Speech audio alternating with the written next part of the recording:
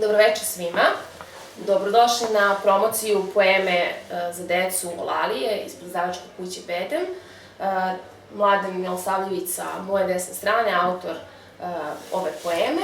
Ja bih pre svega voljela da se osvrnemo na to kako sam ja danas ovde, a ne u publici i kako smo se zapravo nas dvoje, da kažem, spojili kroz knjige. Čini mi se da je bila decembarska noć kada smo drugarica i ja razmenjivali te neke novogodišnje poklone i ona je meni rekla u tom trenutku da želi knjigu Jezavu, meni je ona u tom trenutku bila nepoznata. Naručila sam je i sebi, kao i svaki knjigoljubac, i pročitala sinopsis i krenula sam u to neko čitanje Mladenovog romana, ne znajući zapravo da smo i prijatelji na Facebooku i da se znamo iz knjižare i iz nekih drugih priča i kako je kretala čitanje Jezave, tako sam došla u situaciju da bukvalno Mladenu prepričavam njegovu knjigu.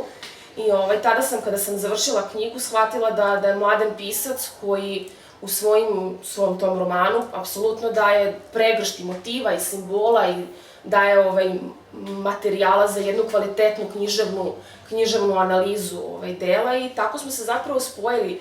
Ja sam podržala njihovu izdavačku kuću, on je podržao moj blog i zapravo smo od nule krenuli i oni kao izdavačka kuća i ja kao book bloger. Tako da smo se tako međusobno i podržali i upoznali i tako prosto krenula neka naša saradnja. Podržavamo se i nadalje. Naravno i nadalje. Hajde pre nego što krenemo da pričamo o Lalijama, da se osvrnemo na vaše prethodna izdanja i Sanjina i tvoja i da mi zapravo kažeš kako je nastala uopšte izdavačka kuća Bedem i da li vam je uopšte bilo teško da uđete u taj svet i sada je već izdavača, a ne samo pisaca. Kako je krenulo sve to? Pa ajde da kažem prvo dobro veče svima, hvala vam što ste došli u ovolikom broju. Pa ajde da kažemo da naša izdavačka kuća postoji praktično već godinu dana, 20. avgusta je bilo tačno godinu dana. Sanja, moja supruga i ja smo osnivači izdavačke kuće i oboje se bavimo pisanjem, Sanja nešto duže od mene, ali se bavimo i, ajde da kažemo, i kinematografijom i animiranim filmom, radiodramom i slično, ali nam je, sve nam to nekako gravitira oko pisanja, sve obaveze i onda smo prosto u nekom trenutku razmislili da je možda bolje da se okušamo, pošto i sijasat nekih naših prijatelja, izdavač moje prve knjige i naš porodični prijatelj Aleksandar Tešić je takođe vlasnik svoje izdavačke kuće, on nas je, da kažemo, negde i osokolio da to možda nije loš poduhvat, prosto jednostavno, ako je nešto prednost u tome da imate svoju izdavačku kuću, ako ste pisac, jeste što vi kontrolišete čitav proces od početka do kraja. Znači, vi okupljate saradnike kojima verujete i lice kojima ste sarađivali, imate neko pozitivno iskustvo, praktično svi ti saradnici koji rade sa nama su vrhunski profesionalci, dizajner, lektor, šta znam, prelamač i slično i prosto to su neki ljudi sa kojima smo radili ranije, pokušali, ajde da kažemo, godinu dana uspešnih je iza nas. Prve dve knjige su bile zbirka priča, Sanjina zbirka priča Brda, koja se bavi, uslovno rečeno, njenim zavičajem, to je zbirka koja i tematski na svaki drugi način prevazilazi okvire zavičaja, odnosno istočnog Sarajeva pod Romanije, ako tako mogu da kažem, ali u svakom slučaju, ajde da kažemo, krenuli smo sa pričama koje su negde gravitiraju ka geografskim odrednicama iz kojih smo potekli zbirka priča Brda i moj roman Jezava, odnosno roman zbirka Jezava, druge dve knjige Sanjina takođe zbirka priča Lopova poštenjačin i moja poema za decu Olalije, o kojoj večeras pričamo, tako da za sada 4 knjige, nadamo se da će ih biti još mnogo. I mi se nadamo. Kaži mi samo, je li bio možda neki prelomni trenutak kada ste i Sanja i ti rekli sad je vreme da osnovimo svoju izdavačku kuću ili to prosto došlo spontano? Pa, hajde da kažemo da smo mi ranije razgovarali, više je to bila Sanjina inicijativa, pošto je ona, da kažemo tako, osetno praktičnija od mene i prosto vidi bolje osmotri situaciju u kojoj smo trenutno. Ja sam možda, ne znam, nekako nisam puno praktičan, ajde da tako kažemo, pa ajde da kažemo imali smo nove rukopise i ja sam pokušavao da nađem izdavača, dobio sam nekoliko odbijenica, ne bih sad da imenujem izdavača, ali dobio sam nekoliko odbijenica i onda je Sanja rekla zašto ne bismo sami pokušali da osnovimo izdavačku kuću i da probamo tako, ako je nešto bila odskočna daska, bile su te odbijenice, da ne bismo čekali, gubili vreme, ovako opet mi nekako diktiramo i tempo, pa... Da, izdavanja i pisanja i sve pod kontrolom, da. Malo pre si pomenuo Sanjinu zbirku Priča Brda i tvoj roman Jezava. One su dosta tematski slične, ako bi se gledala srž oba romana, odnosno zbirke priča. Rekao si da je Sanja to posvetila svom zavičaju, rekla bih i ti da si posvetio Jezavu tom nekom svom kraju odakle ti potičeš, reka Jezava, Stari mlin, sve ono što je bilo kao neki osnovni motiv u vašim romanima. Pa mene sad zanima, pošto sam čitala i Jezavu i Brda, čini mi se jedno za drugom, tu sam onda ishvatila da su zapravo tematski iste. Da li je to bio vaš neki dogovor možda ili je prosto to došlo samo od sebe spontano, da ti pišeš o Jezavi, Sanja piše? Pa da kažemo da se prosto i poklopilo i negde nismo se puno dogovarali, jer ajde da kažemo ja sam radio na Jezavi, Sanja je već imala Brda veći deo Brda je već bio gotov, znači praktično radili smo na rukopisima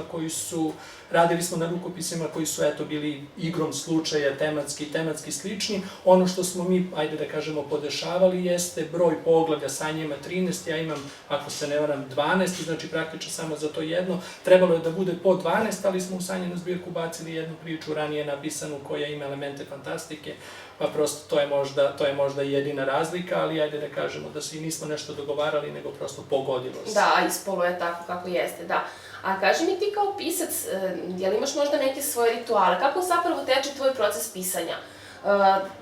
Istraživanje, da li imaš možda neke rituale? Obično pisci imaju nešto sebi karakteristično kad stvaraju roman ili sve ostalo. Žena mi kaže piši, ja pišem.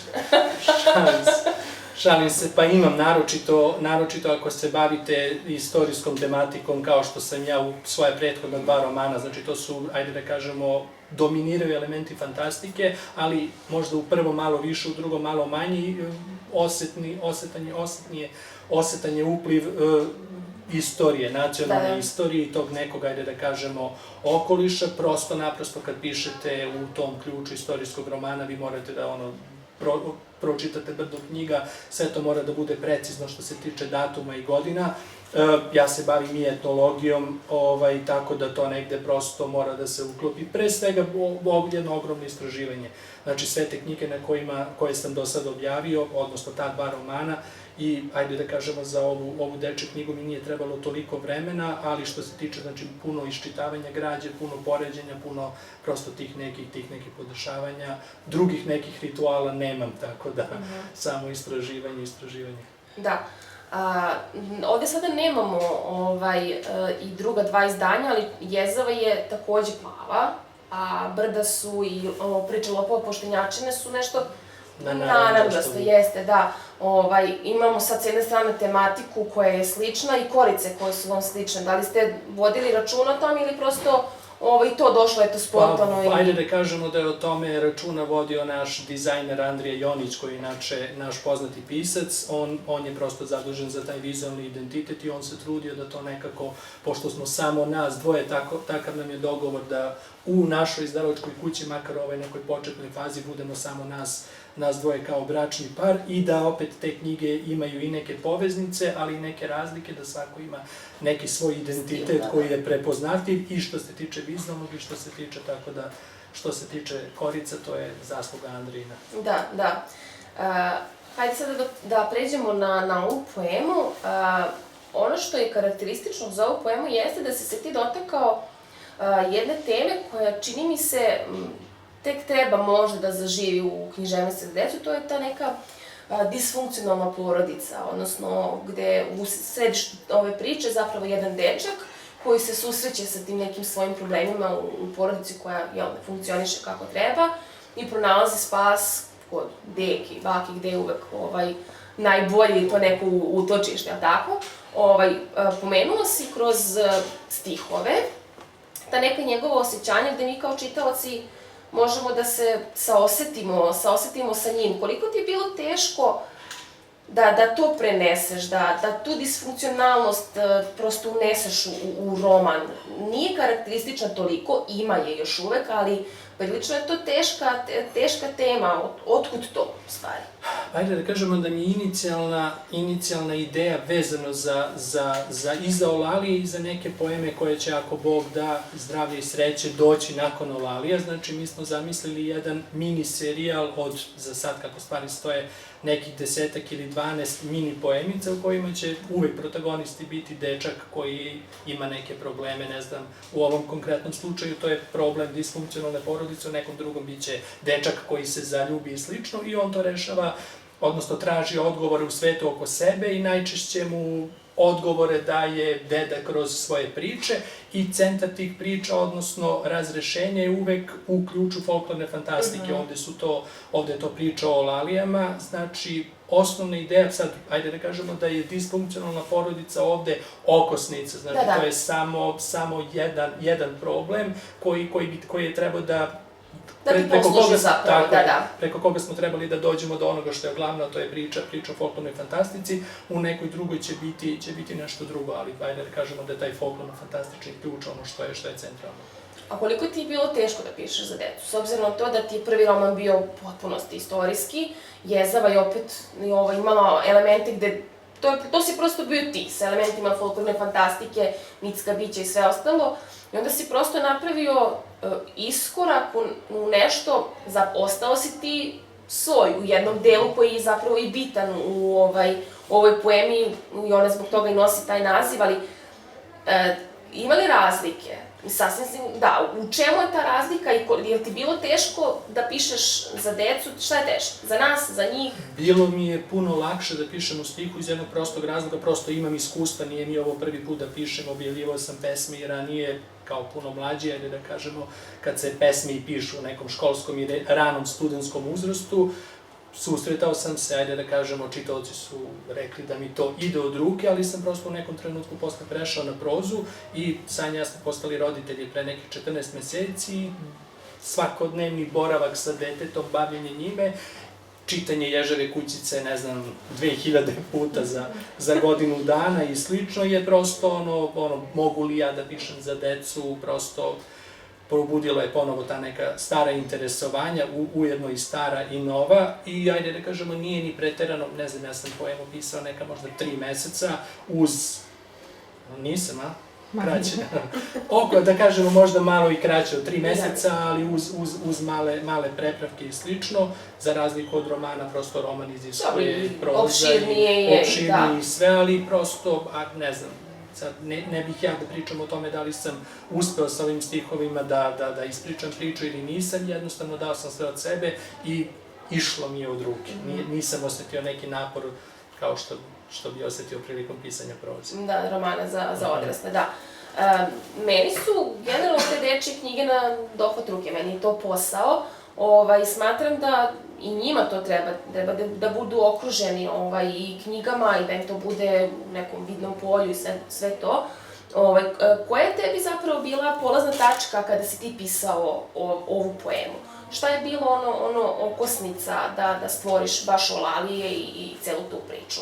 Pa opet, kao što sam pomenuo na početku, ja se negde trudim da sve što pišem ima veze sa folklornom fantastikom, uslovno rečeno folklorna fantastika, ne mora to nužno da bude, to je termin koji je prosto, mislim, folklorna fantastika je samo jedan od podžanrova fantastike generalno, pošto sam etnolog po obrazovanju, nekako čitajući, gledajući filmove, bavići se našom materijalnom i nematerijalnom kulturom, uvidio sam koliko je ovaj aspekt, ajde, u etnologiji se to zove memorati i demonološka predanja, znači ova vrsta prosedea je u jednom izvesnom deficitu što se tiče naše kulture, znači ova vrsta priča nije često služila kao inspiracija ni piscima za odrasle, ni filmadžijama, a tek ne piscima za decu, pa mi je to, ajde da kažemo, bila kad se već bavim prozom, nekad sam se bavio amaterski kinematografijom, prosto i pokušao da uvedem ove elemente, da ih nekako oživim ili održim, ako tako može da se kaže. Pokušao sam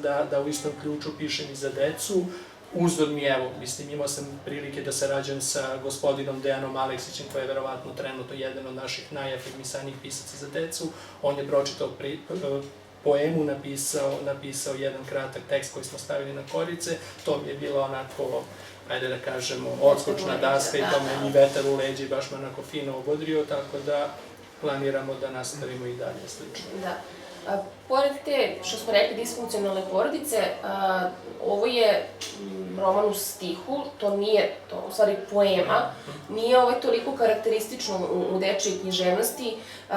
Stavio si, eto, u srž i središte te poeme jedno narodno verovanje, odnosno narodnu legendu koja je, odnosno živi u našem narodu, na našim prostorima. Zbog čega si odabrao to narodno verovanje? Mislim, po tom narodnom verovanju i nosi poema i ime i ona se nalazi u središtu knjige i tematski i vizualno, odnosno fizički. Zbog čega Olalije i šta su to Olalije? Ja isto, recimo, dok ni ti nisi pojasnio, nisam znala ni za to verovanje, ni za taj običaj. Pa eto, ako bi mogao o tome malo da nam...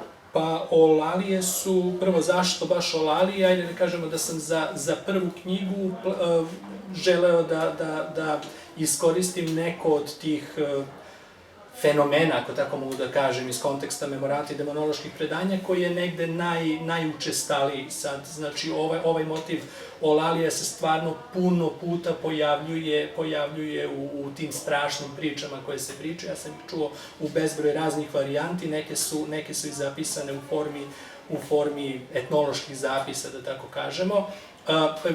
Olalije kao Olalije su višeznačna odrednica, znači to je vatra koja se pali u jednom značenju, to je vatra koja se pali nekad na početku, najčešće na kraju pokladnih obreda, kada se uoči Bele nedelje, odnosno na kraju Bele nedelje, zavisi od kraja do kraja.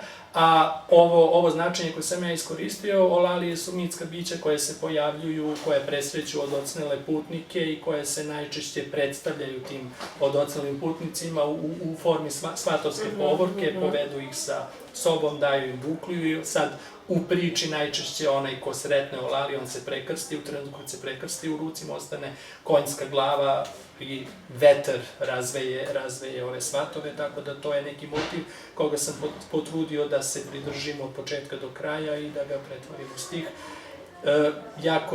Jako sam zadovoljan ilustracijama koje je radio naš prijatelj Miodrag Bunjevac, sa kojim sam sarađivao još u OMA i godinama ranije. Uspeo je prosto da dočara taj ambijent jako dobro, pošto je čovek prosto koji takođe poznaje svet folklorne fantastike jako dobro i lepo se to pokušava. Da. A kaži mi, vizualno, rekla sam već, podeljena je u dve boje. Onaj, da tako kažemo, realan deo je obojen belo, a sama legenda, odnosno to predanje je crne boje. To nešto, neka simbolika, da li je to tako uopšte bilo zamišljeno ili... Pa jeste, Sanja i ja smo u nekom trenutku razgovarali hoćemo li knjigu da radimo kao crno-belu ili kao u boji. Na kraju smo se dogovorili da bude crno-bela i onda smo se potrudili da odvojimo ta dva sveta, odnosno da prosto to bude negde i zanimljivije za čitaoca i uglavnom su manje više svi koji su čitali reagovali i to im se svidelo, znači da ono prosto ovaj deo u kome deda i unuk pričaju, znači koji se dešava u realnom vremenu, bude klasično crno na belo, a ovaj deo koji dedina priča iz mladosti koja zapravo poentira i objedinjuje čitavu priču, bude belo na crno. Znači da to je prosto neka forma, moram da priznam da je to Sanjina ideja bila, prosto ona ima mnogo više iskustva od mene za te vizualne forme i ispostavilo se kao jako uspešno. Da, odlično, zato što zapravo zaista odvaja tu neku, tako kažemo, realnu priču, te legende. Uplovio si u svet književnice za decu. Sa ovog aspekta, šta bi rekao, ko je tvoj uzor u dečijoj književnosti? Šta je ono, ako bi se bavio i dalje pisanjem za decu, sa kim bi voleo možda nekada da te uporede ili tako nešto? Prosto, kada si krenuo da pišeš za decu, ko ti je bio u glavi? Pa ajde da kažemo da mi je možda, eto, pomenuo sam Dejana Aleksića, koji mi je svakako jedan od uzora, prosto zna Sanja, ja obožavamo njegove poeme i čitamo ih i Lazaru. Ajde da kažemo, ako bi morao da odaberem jedno ime, to bi verovatno bio Dobrica Erić, prosto. I njegova poema Fenjer Stojadina Anđelkovića je možda jedino delo koje meni onako na prvu loptu pada na pamet. Ona doduše nije pisana u stihu, proznaje, ali je takođe poema posvećena susretu sa vampirom u tom slučaju i prosto to je samo jedna od dela. Imao sam prilike i da ga upoznam kao školarac i pročitao sam manje više sve što je napisao i jako mi se sviđa taj njegov izvorni jezik, lep jezik, prosto čovjek je bio van vremena pojava u svakom smislu i ako bi nekoga volao da me sutradan sa nekim porede, bio bi to Dobrica Erić. A kaži mi, da li planiraš da nastaviš da se baviš pisanjem za decu? I kaži mi šta je sledeće što možemo? Rekao si da si zamislio da Olalije zapravo budu prva od nekoliko, meni se čini da je bilo 12 možda u pitanju. Da li je možda i to neka simbolika, jer ovo je priča koja se dešava isprema u januaru, čini mi se da, ajde možemo da kažemo neka januarska priča. Kakav ti je sad dalji plan? Da li ćeš praviti neku pauzu, da li ćeš se opet vratiti na neke romane za nas, za odrasle, ili ćeš pratiti taj tempo i nastaviti da nam pružaš ove poeme za decu? Pa evo, trenutno, mogu to slobodno da kažem, trenutno radim na jednom romanu koji se zove Večna kuća, koji je zasnovan na nekoj legendi iz mog kraja koji se konkretno tiče moje porodice. Pišem je već neko vreme i ako sve bude u redu, pojavit će se sledeće godine negde u martu ili aprilu. A paralelno sa tim, eto sad pregovaram sa vlasnicom izdavačke kuće, odnosno direktorkom, oko toga da ja uradim jednu poemu, Sanja sprema jednu zbirku pesama, jednu poemu koja će, ajde da kažemo, možda malo da iskoči iz ovog okvira folklorne fantastike, ali ne bih još da pričamo o tome. Tako da planiram, u svakom slučaju trenutno radim nešto za odrasle, ali planiram svakako da nastavim se. Već koliko do kraja sledeće godine biće i... Nastavak, odnosno neka februarska priča možda ili nešto tako. Svakako planiram, mislim, zato sam i pomenuo broj 12, znači poeme iz ovog serijala, ako Bog da zdravlje i sreće, bit će januarska, februarska, martovska, tako do decembra. Znači godišnji faktički ciklus neki, da, poema za decu. Tako je. A kaži mi, šta bi ti rekao, kome zapravo preporučuješ ovaj roman? Ako gledamo godine, dece, gde bi mogao da svrstaš da su oni dovoljno zreli za ovaj roman i da ga u potpunosti shvate i da mogu i da ga na neki, naravno, svoj način i na svom nivou analiziraju. Šta bi rekao, kome preporučuješ ovaj roman? Nema ono što obično bude, ne znam, 8+ ili tako nešto. Zato te i pitam jer mogu da je paralelno čitaju i odrasli i deca. Koji je to najraniji uzrast? Mi nismo stavili konkretan uzrast, ali po nekoj čitalačkoj reakciji za sada, to je neki uzrast od, ne znam ja, 9, 10 do 12 godina, znači neki od 5. do, ne znam, 6. 7. odnosno od 4. do 6. 7. znači ne baš rani, a pre-tinejdžerski, pred-adolescenski. Mada i sama si rekla, isto imao sam prilike da čujem reakcije roditelja, koji sami kažu da je ovo knjiga koju mogu da čitaju i roditelji i dece, tako da u principu, kako kaže reklama, od 7 do 77. Da. Šta bi poručio zapravo o publici vezano za Olalije, vezano za Jezu, vezano za Brda, za Pričalopova, Poštenjačine? Čitajte izdanja Bedema, nećete se pokajati. Sad, ajde malo da, pošto si se nadovezao sada na Bedem, sad malo i da iskočimo iz programske šeme, što bi se reklo. Kao neko ko je čitao izdanja Bedema, stvarno moram da pohvalim i kvalitet i papira i kompletno kad se uzme knjiga, prosto daje neki totalno drugačiji utisak od drugih, izdavača, svega toga. Jel ste i na to, mislim, obraćali pažnju, imate prosto neki sistem kako to funkcioniše, da li birate i papir i format i sve ostalo, jer dosta se razlikuje, prosto mala ste izdavačka kuća. I to je ono što ja volim da kažem, da male izdavačke kuće nekako više idu na kvalitet, a ne toliko na kvantitet, za razliku od nekih većih izdavačkih kuća gde je to obrnuto. Pa kao što sam rekao na početku, to je prednost i rada u svojoj izdavačkoj kući i kada ste ljubitelj pisanja i kada i sami pišete, prosto trudite se da svaki korak bude koliko je moguće kvalitetniji, ispraćen kvalitetno, da to rade ljudi kojima verujete, sa kojima ste možda već radili i ranije.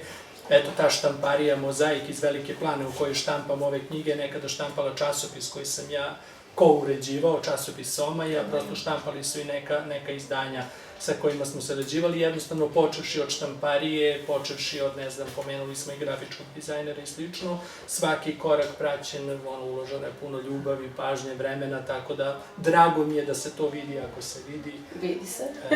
Hvala. Da. Da li ima neko iz publike možda neko pitanje? Evo ja kao najsvežiji čitalac ove knjige. Dobro. Pre 15 minuta.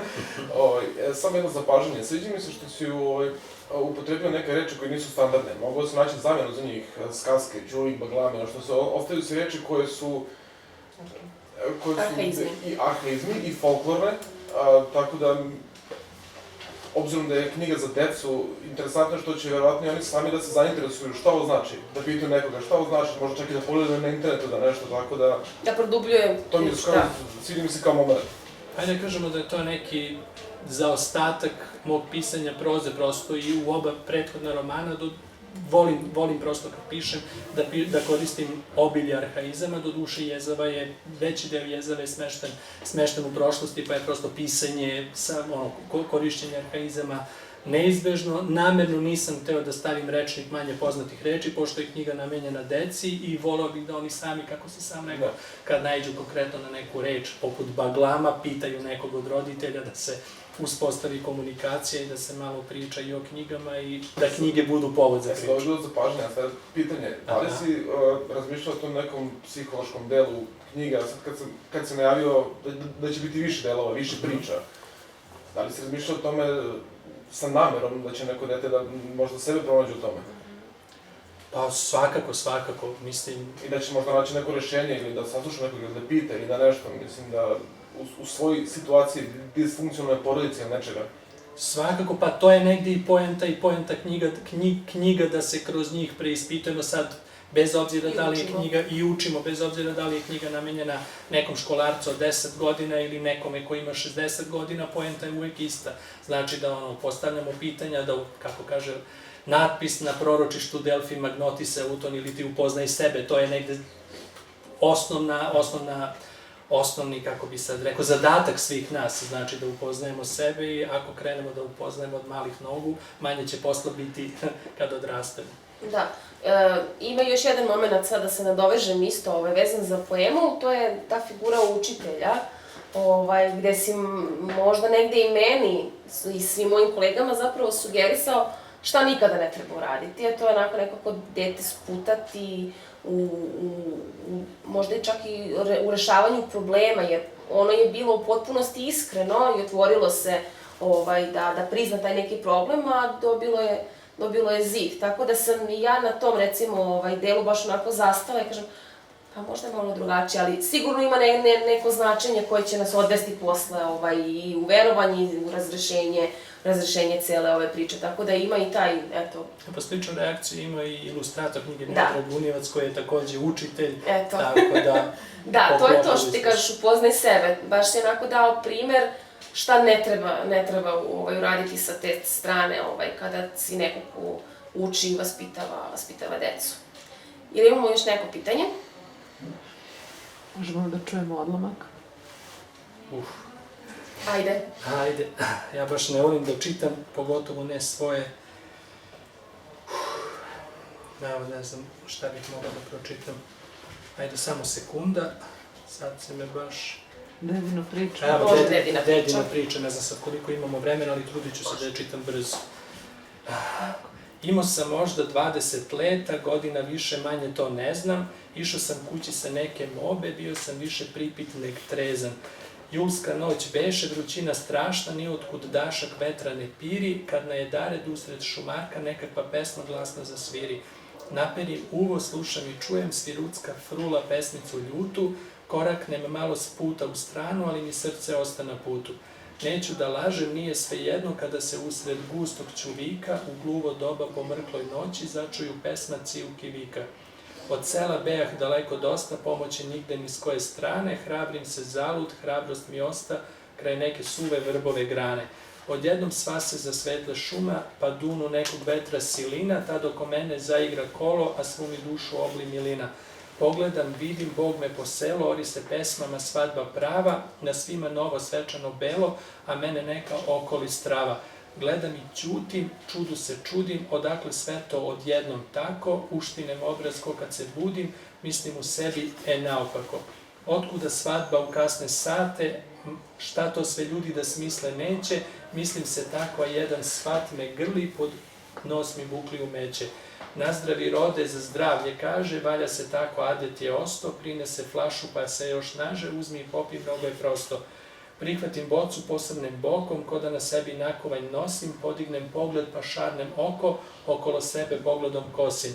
Svatovi ćute, vazduh ko struna, kao da što god išto od mene, ja uzek flašu, ruka mi vuna, a oči nama postaše snene. One svat klima oči mu stakla, avetno lice kao da preti, i kad se flaša usana takla, jedna mi miso pamet zasvetli. Slušao sam često od starih ljudi da kad se noću približi stravi, pre nego kažeš ti se potrudi, na sebe krstno znamenje stavi. Učin ih tako pa glasno kaza, neka je srećno, Bogu je hvala, tada od zvuka moga avaza nastade huka tutnjava hala. Nestade ljudi, pesme i igre, sočiju teška koprena nesta, spazi gde stojim sam nasred šume na vrhu jednog visokog bresta.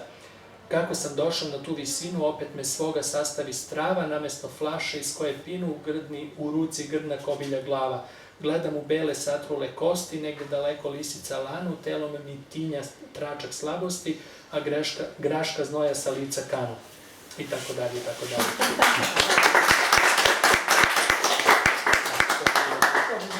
Hvala vam što ste došli i čitamo se.